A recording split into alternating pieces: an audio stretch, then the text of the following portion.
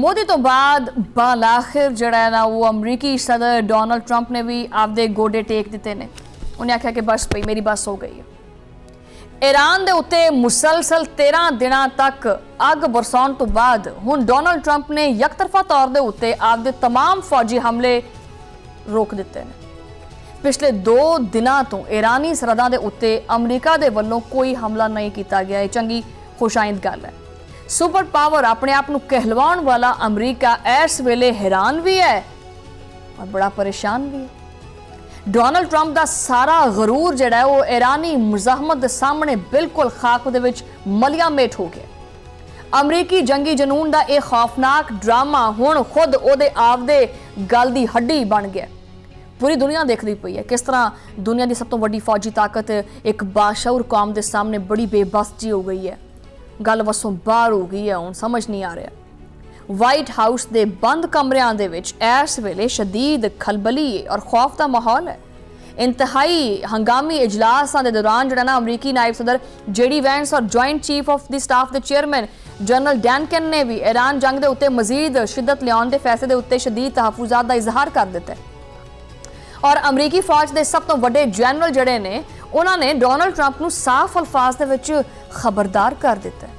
उन्होंने कहना है कि जी ईरान के खिलाफ दोबारा वड्डे पैमाने के उत्ते फौजी कार्रवाई शुरू करना एक कागजी हद तक तो मुमकिन है, लेकिन अमली तौर के उत्ते इस नाल अमरीकी फौज के कोले मौजूद इंतहाई कीमती मिसाइल का जिहड़ा जखीरा है ना वो खतरनाक हद तक ख़त्म हो जाएगा। सो लिहाजा प्लीज़ नहीं करें ये सब कुछ। पेंटागन के आला जरनैल हुण आपदे ही सदर नूं इस जंग के मजीद भयानक नताइज तो डरांदे पे है कि डोनाल्ड ट्रंप साहब थोड़ा होश करो। ईरान के खिलाफ अमरीका दियां तमाम तर जाहरीत और वैश्याना बंबारी का नतीजा इन्हां दे तमाम तर तौक़ुआत दे बिल्कुल ही पुठा निकलिया, जिन्होंने कहते ना बरअक्स निकला है। अमरीकी हमलियां ने ईरानी अवाम नूं खौफजदा करने की बजाय उन्होंने अंदर अंदर होर मुतहद कर दिता और इन्हां हमलियां ने ईरानी क़यादत नूं आपदे तमाम तर अंदरूनी इख्तलाफात एक पासे रख के सिर्फ और सिर्फ बैरूनी खतरात का मुकाबला करने का सुनहरी मौका भी फराहम कर दिता है। अमरीकी अखबार जिहड़ा है उन्हें आपदी रिपोर्ट दे विच डोनाल्ड ट्रंप और वाइट हाउस का जिहड़ा भी कच्चा चट्टा सी सारा खोल के रख दिता है। रिपोर्ट के मुताबिक डोनाल्ड ट्रंप इस वेले ईरान की इस भयानक जंग के विच ना बुरे तरीके नाल फसिया पिया। डोनाल्ड ट्रंप के कोले इस दलदल दे विचों निकलन का कोई भी राह हुण नहीं बचिया। न्यूयॉर्क टाइम्स की जी रिपोर्ट है उहदे विच मजीद इंकशाफात किए गए हैं कि डोनाल्ड ट्रंप पहले ये समझदा सी कि उन्होंने सदारती जिहड़े इख्तियारात ने उन्होंने कोई हद नहीं हैगी, लेकिन हुण उन्होंने हर कदम के उत्ते आपदी बेबसी और महदूद किस्म की जिहड़ियां सलाहियतां ने उहदा सामना करना पैंदा पिया। और यही वजह है कि अमरीकी सदर शदीद मायूसी और जिहड़ा ना वो बुखलाहट का शिकार हो गया। हालिया दिनों के विच डोनाल्ड ट्रंप ने जिहड़ा वो अपने ही फैसले के जाल दे विच ना वो जकड़िया होया दिखाई दिता गया। उन्होंने पूरी सदारत हुण एक ऐसी गैर मतवक्का जंग की नज़र हो चुकी है कि जिदों दे विचों निकलण की कोई राह उन्होंने नहीं सुझदी पई। और रवां साल 28 फरवरी नूं डोनाल्ड ट्रंप ने ईरान के खिलाफ मुकम्मल तौर के उत्ते फौजी मुहिम का आगाज़ भी किया सी। और ये जिहड़ा फरसुदा हदफ है ना वो ये सी कि ईरान के जोहरी प्रोग्राम नूं फौरी तौर के उत्ते तबाहो बर्बाद किया जाए और उत्थे हुकूमत का तख्ता उल्टिया जाए। लेकिन होया फिर की जनाबे वाला, 5 महीने लंघे उस तो बाद वो आपदे उन्हां सारे मकासद दे विच मुकम्मल तौर के उत्ते नाकाम होया।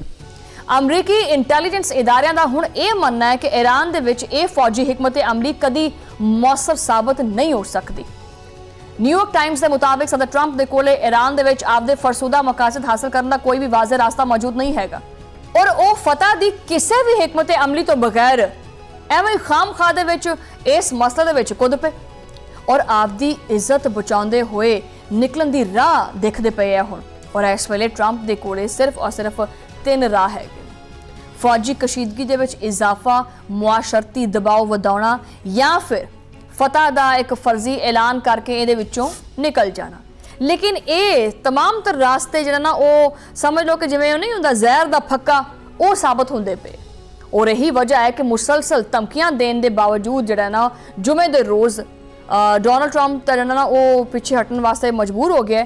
और उन्होंने असल हिचकिचाहट यह है कि इस जंग ने अमरीका के पैट्रियट मिसाइल शिकन निज़ाम का दिवालिया कर दिता है और गुज़श्ता 13 मुसलसल रातों तो फ़ज़ाई हमले और जवाबी कार्रवाइयां ने अमरीकी असलहा जरा खाने हैगे ने ना उन्होंने खाली कर दिता है और पेंटागन के हुकाम के मुताबिक इन्हों के फ़ज़ाई दिफाई मिसाइलों की तादाद हुण इंतहाई कमज़ोर होंदी पई है।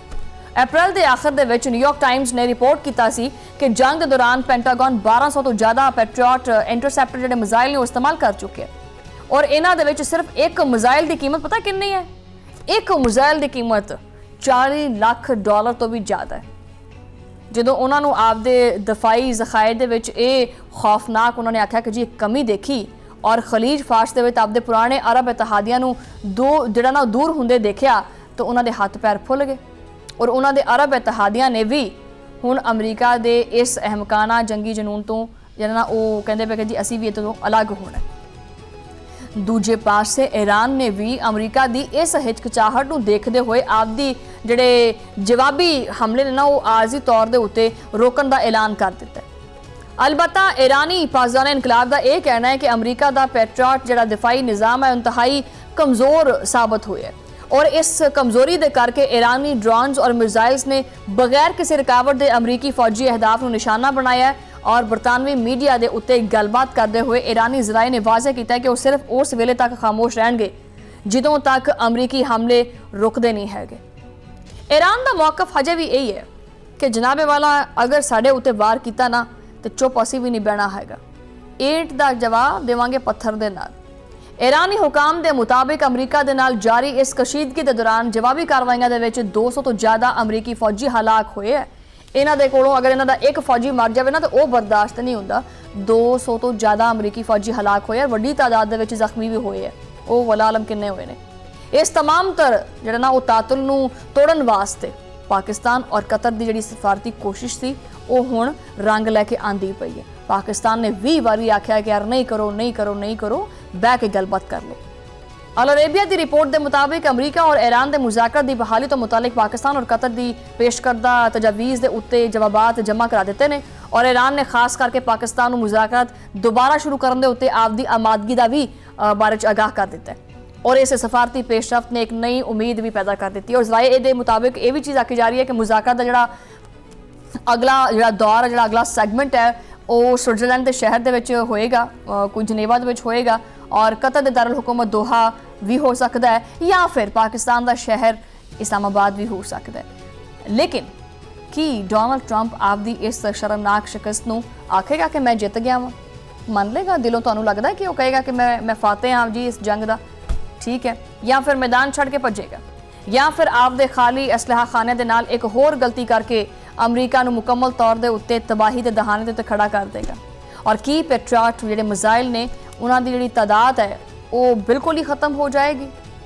अमरीका की वाकई सुपर पावर रहेगा कि पाकिस्तान और कतर की यह सफारती कोशिश इस आलमी जंग नूं रोकेगी। अमरीका का गरूर तकरीबन खाक च मिल चुके हैं और यदी फरौनीयत का जिहड़ा सूरज है वो लगभग गरूब हो चुके हैं। ईरान की डट जाने वाली पॉलिसी ने साबित कर दिता है कि खुददारी जदीद तरीन असले के उत्ते हमेशा भारी होंदी है। डोनाल्ड ट्रंप के कोले हुण सिर्फ और सिर्फ इज्जत बचाने का भी राह नहीं बचिया। जनेवा, दोहा या इस्लामाबाद की मेज़ के उत्ते हुण अमरीकी तकब्बुर का जनाजा जिहड़ा ना वो निकलन नूं तैयार है। लेकिन असीं तां ये चाहते हैं कि चलो जो होवे अच्छा होवे, खिते वास्ते पॉजिटिव होवे, क्योंकि इहदा बोझ एक आम इंसान के उत्ते पैंदा है और पूरी दुनिया दे विच ही अमन होना चाहिए। ये गोलाबारी, ये मिसाइल नहीं चलने चाहिए।